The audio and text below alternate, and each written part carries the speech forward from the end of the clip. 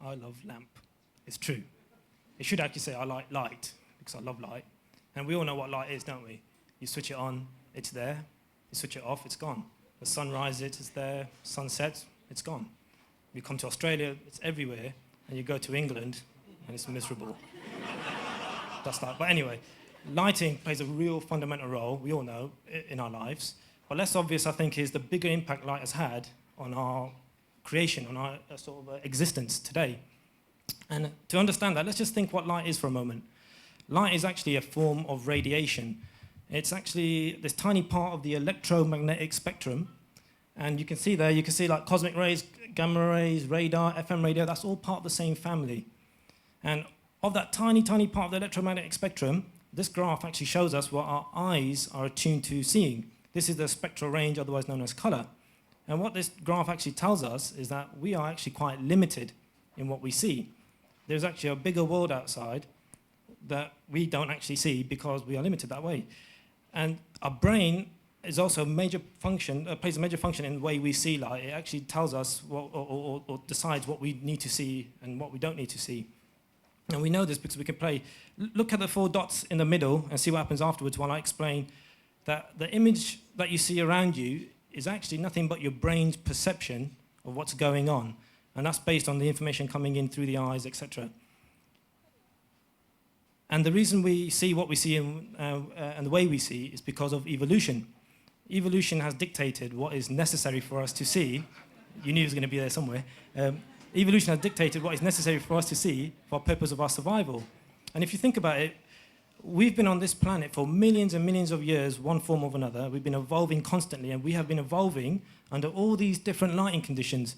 In fact, these different lighting conditions have actually helped us evolve. We have become what we are because we have evolved through these lighting conditions. And what's more amazing is that in the last 150 years of our entire existence, we've now actually got the power to create our own form of artificial light in abundance. Not only can we create our own form of light, we can actually use light and apply it to completely change space. We can now actually change the feeling and perception of space by applying lighting artificially. And that's an amazing power, and it's quite amazing to think. We've got amazing knowledge about light, how it affects us. We've got amazing understanding of how we can use light, and yet we still end up working in shitholes like this. It's incredible, you know. Even worse, in fact, coming soon, is a place I went to before. This is actually a hospital. This is a place where people are meant to come to be healed. This is a place where positivity is meant to play a big part in the patient's experience. But it's not all bad.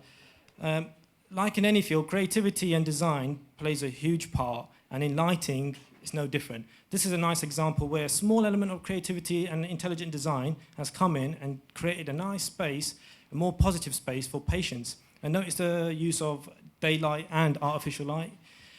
And this is a scheme that I've done in the past. And this scheme is actually a scheme where I've used a little bit more creativity using color. And it's a scheme that made me question myself in many ways. For example, I love using color. I love using reds. I love using blues. I love the dynamic change of the colors.